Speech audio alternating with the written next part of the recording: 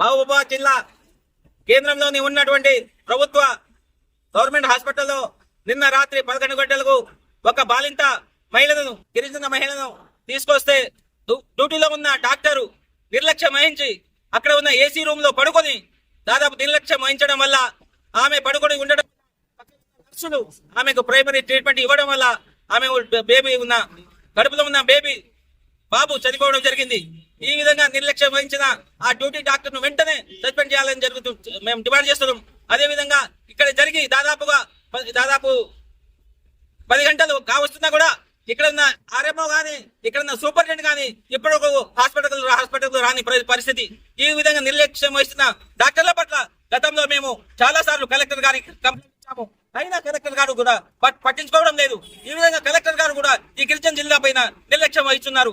కాబట్టి ఈ విధంగా నిర్లక్ష్యం వహిస్తున్న వెంటనే సస్పెండ్ చేయాలని మేము డిమాండ్ చేస్తున్నాం. దాదాపు డ్యూటీ పట్ల నిర్లక్ష్యం వహిస్తున్న డాక్టర్లు కూడా కాపాడే ప్రయత్నం జరుగుతుంది. ఆ ఉద్యోగస్తులను కాపాడే ప్రయత్నం, వాళ్ళందరినీ సస్పెండ్ చేసేంత వరకు మా ఐక్య గిరిజన సంఘాలు అందరూ కలిసి ఐక్యంగా పోరాడి మేము న్యాయం జరిగినంత గిరిజన బాలికకు గిరిజన మహిళకు న్యాయం పోరాడతామని మేము దీని ద్వారా డిమాండ్ చేస్తున్నాం.